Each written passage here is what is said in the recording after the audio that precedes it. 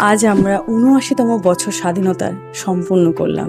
তাই খাদ্য রহস্য তরফ থেকে সকলকে জানাই হ্যাপি ইন্ডিপেন্ডেন্স ডে। দেশ তো স্বাধীন হয়েছে অনেক বছর হলো, কিন্তু আমাদের যে মনের যে ভাবনা, যে আমাদের ওভার থিঙ্কিং বা নেগেটিভ থটস, এগুলো থেকে আমরা স্বাধীন হয়েছি।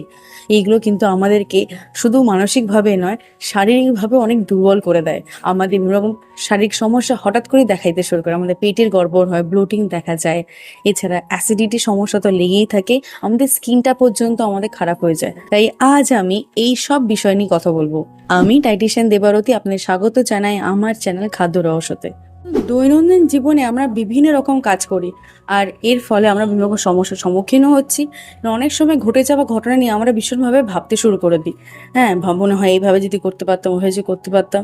দেখুন, অতীত কিন্তু আমাদের হাতে নেই, তাই আমরা এটাই কোনো চেঞ্জ করতে তো পারবো না।